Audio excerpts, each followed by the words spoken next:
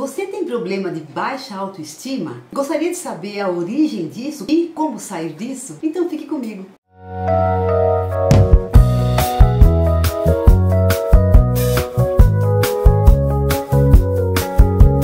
Eu peço que você se inscreva no canal se ainda você não fez e não se esqueça de clicar no sininho para receber as notificações. Compartilhe esse vídeo. Quantas pessoas estão precisando compreender melhor essa questão da autoestima, do amor próprio, para se libertarem? Estou muito feliz por cada um de vocês que está aqui hoje e espero que o Poder Superior me inspire para falar ao coração de vocês, porque eu imagino que muitos que estão aqui também já têm muita informação. E a informação, se ela não entrar no coração, se ela não passar pelo nosso comportamento, não virar sabedoria, não serve para nada. Atenção! Esse vídeo foi dividido para não ficar muito longo. Parte 1. A origem. A autoestima, ela se origina na nossa infância, na nossa história de vida, naquilo que a gente construiu na nossa mente, na nossa imagem, na nossa autoimagem. Então começa tudo naquela fase muito antiga. Então eu vou começar falando da criança, especialmente de como a criança se vincula, como ela se conecta afetivamente, emocionalmente aos pais. Então, acho que todos sabem, se não sabem então, né? Eu digo que a criança é realmente independente, ela tem necessidades básicas que precisam ser atendidas para que ela tenha um desenvolvimento tranquilo, um desenvolvimento bom durante a vida. Então, desenvolvimento mental, emocional e etc., espiritual, etc. Então, tudo depende de como ela tem essas necessidades atendidas ou não nessa fase inicial da vida. E aí eu vou falar para vocês um pouco, então, quais são as necessidades ligadas pelo menos aos afetos. Existem 5 tipos de necessidades, mas eu vou falar aqui basicamente de 3 ou 4, porque eu acho que são as mais ligadas ao que a gente precisa nesse momento. Então, o primeiro grupo é o grupo da aceitação e conexão. Então a criança precisa se vincular aos pais ou os cuidadores, pode ser os avós, os tios, ou a babá, ou as pessoas adultas que tomam conta dessa criança. Então essa criança precisa sentir, assim, precisa receber afeto e perceber que esse vínculo com essas pessoas é seguro, que ela é amada incondicionalmente. Se bem que quando a gente fala de amor, é um pouco esquisito falar amor incondicional, porque ou é amor ou não é amor. Se é condicional, não é amor. Então quando a gente fala amor incondicional, está quase repetindo, é um pleonasmo, não é? Então, ok, então ela precisa sentir esse vínculo seguro, precisa sentir que esses pais conseguem ter empatia com ela, perceber quais são as necessidades dela para conseguir atender a cada momento. Precisa sentir estabilidade, precisa perceber que existe estabilidade nessas relações. Não é assim, hoje me ama, amanhã não me ama. Se eu faço uma coisa me ama, se eu faço outra coisa não me ama. Então ela precisa sentir essa estabilidade, tanto no vínculo com os pais como entre eles. Muitas vezes o pai ou a mãe tem um vínculo bem seguro com a criança, mas entre eles não há estabilidade, eles brigam muito, é muito complicada a relação. Então de qualquer modo passa para a criança uma instabilidade, uma insegurança nesse vínculo ou nessa situação, no clima emocional afetivo da casa. Ela também precisa, claro, de cuidados físicos, né? Cuidado com ela mesma e proteção, sentir que ela está protegida, que ela pode se sentir protegida com aquelas pessoas. O segundo grupo que eu vou falar é dos limites realistas. Então, quando os pais ou os cuidadores responsáveis por ela dão regras para ela viver, regras morais, então isso é certo, isso é errado, de uma maneira adequada, nem em falta, nem em excesso. Então se faltar, se eles quase não se preocuparem em dar educação, em ensinar ética e moral para essa criança, ela pode ficar em falta. Ou eles podem dar de uma maneira exagerada, ser muito rígido, ser assim, regras que aprisionam a criança, que deixam a criança dentro de, vamos dizer, um padrão muito fixo e rígido. Também eles precisam ensinar dentro desse grupo de limites realistas que a criança tenha autocontrole no sentido de que ela tem emoções, mas ela precisa saber até como lidar com as emoções e se controlar essas emoções de uma maneira adequada, não exagerada ou em falta novamente. E também precisa ensinar disciplina para ela. No terceiro grupo, a gente fala de espontaneidade e lazer.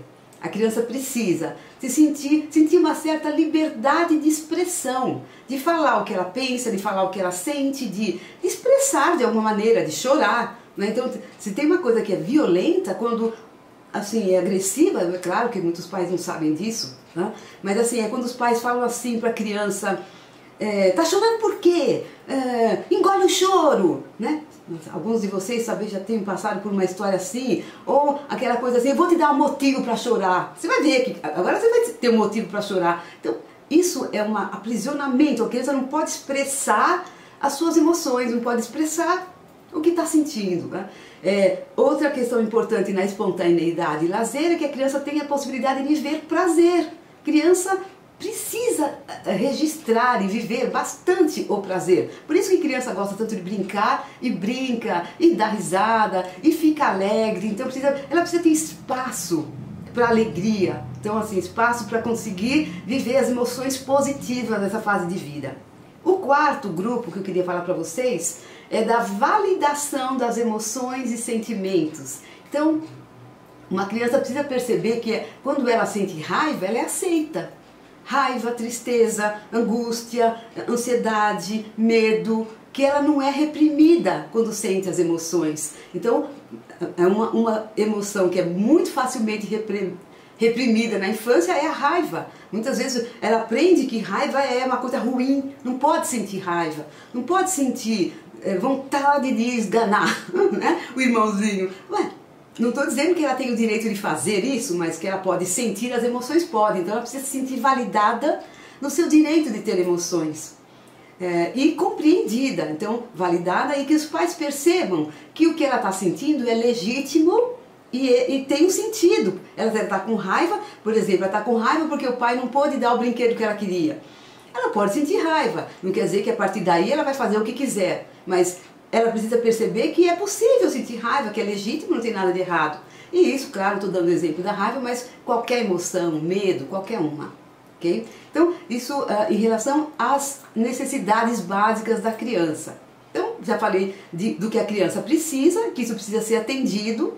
E o que acontece é, quando uma criança se conecta, se vincula com os pais, se essas necessidades são ou não atendidas, vai gerar consequências diferentes. Se elas são atendidas, a criança tem uma boa conexão. Eu não sei se vocês já ouviram falar no John Bowlby. Ele estudou muito os estilos de apego ou estilos de conexão e vínculo com a criança e os pais. Então ele diz o seguinte, se ela tem tudo isso atendida, ela vai se sentir amparada, vai se sentir segura, ela vai ter assim uma tranquilidade para colocar a atenção no próprio desenvolvimento, vai ter uma boa autoestima, vai ter uma boa autoimagem, autoconfiança, vai ter um senso de valor e merecimento, que ela não vai se submeter a abusos, ela não vai ficar suportando coisas que não é para tolerar, que não é para suportar. Então é uma criança que vai ter uma boa saúde mental, de modo geral. Então isso quando ela tem as necessidades atendidas. E quando ela não tem, o que acontece? Ele nos coloca que ocorrem alguns estilos de vínculo, de apego, que são disfuncionais, que são ruins. Então, por exemplo, ela pode ter um estilo de apego ansioso ou desorganizado. Então, dependendo do que ela não recebeu, ela pode gerar uma ansiedade em relação aos relacionamentos, a ela mesma e uma série de problemas. E a gente então começa a dizer o quê? Que essa criança teve um trauma no vínculo com esses pais ou com os primeiros cuidadores dela. Se ela teve esse trauma, a gente já percebe uma das primeiras coisas mais importantes, que ela tem aí alguns elementos para a gente dizer que ela tem uma desconexão e rejeição com esses pais.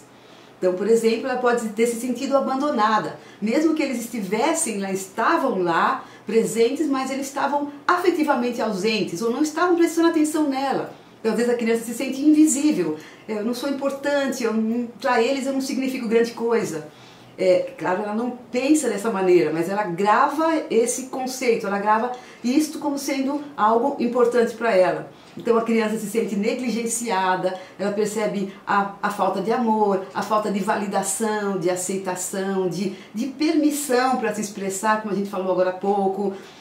sente a falta de carinho, de contato físico. Criança precisa. Se nós que somos adultos precisamos de contato, veja, a gente agora está no isolamento e o máximo possível de distanciamento uns dos outros, não pode contatar quase, isso já gera uma angústia, já gera um mal-estar. Imagina a criança que depende disso completamente para perceber quem ela é no mundo, para perceber a importância que ela tem no mundo, se ela merece ou não amor, etc. Então, a criança, então, se ela não tem isso, é sério, é importante, então tudo está relacionado com esse trauma que a gente está dizendo, que eu disse há pouco, tá? Então a criança também pode ter sofrido abuso ou violência de vários tipos, abuso emocional, moral, vários tipos, né? Falta de incentivo, falta de encorajamento ou prisão excessiva e superproteção. Interessante isso, né? Muitos pais, eles são superprotetores ou têm uma tendência a serem superprotetores e então a impressão que eles têm é que eles são muito amorosos e que eles estão amando com o máximo possível essa criança. Em parte, a criança, assim, se o amor for excessivo, nesse sentido de se a superproteção acontecer, isso passa mensagens negativas para ela. Por exemplo, de que ela não é capaz, de que ela não dá conta, de que ela não pode tomar decisão, de que ela não é confiável. Então, assim, apesar da boa intenção desses pais, é importante observarmos que até a superproteção pode causar esse trauma no vínculo da criança com os pais.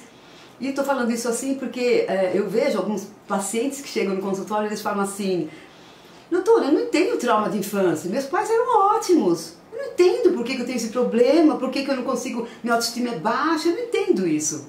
E aí a gente vai buscar, né? A gente vai pegar esse histórico, vai dar uma olhada lá na infância e a gente começa a observar isso, que o pai e a mãe que tinha esse amor excessivo ou essa superproteção passaram assim, uma série de mensagens negativas, mesmo, claro, que não era esse o objetivo deles, né? Então, o oposto de tudo isso que a criança precisa resulta nessa baixa autoestima, nesse sentimento de desamparo, nessa insegurança, no senso de pouco valor, de pouco merecimento e em vários problemas de saúde mental. Então, se a criança viveu essa história, o que acontece é que ela vai ficar emocionalmente fixada na fase onde ela não recebeu o que precisava.